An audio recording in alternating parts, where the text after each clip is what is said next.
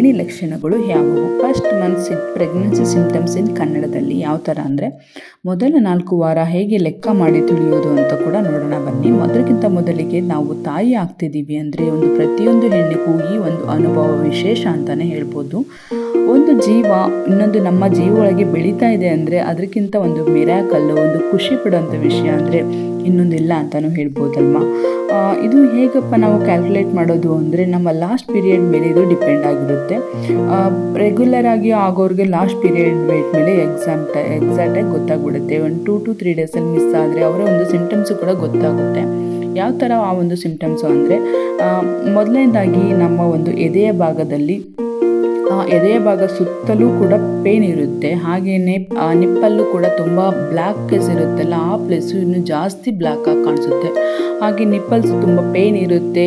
Breast ಅಂತೂ ತುಂಬಾ pain ಅನ್ನಿಸ್ತಾ ಇರುತ್ತೆ ಆ ಟೈಮಲ್ಲಿ.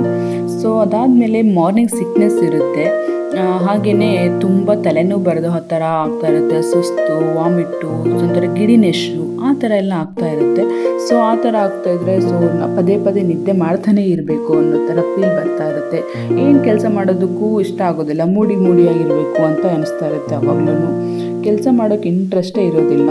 ಆಮೇಲೆ ಸ್ಪಾಟಿಂಗ್ ಆಗ್ತಾ ಇರುತ್ತೆ ಕೆಲವೊಂದು ಅಂದರೆ ಮಹಿಳೆಯರಲ್ಲಿ, ಎಲ್ಲರಲ್ಲೂ ಅಂತ ಹೇಳೋಕ್ಕಾಗಲ್ಲ, ಒಂದು 50% ಮೆಂಬರ್ಸಲ್ಲಿ ಸ್ಪಾಟಿಂಗ್ ಆಗ್ತಾ ಇರುತ್ತೆ, ಬ್ಲೀಡಿಂಗ್ ಇರುತ್ತೆ. 50% ಲೇಡೀಸಲ್ಲಿ ಇದು ಇರುತ್ತೆ, ಪಿಂಕಿಶ್ ಆಗಿರುತ್ತೆ ಮತ್ತು ಬ್ರೌನಲ್ಲಿರುತ್ತೆ.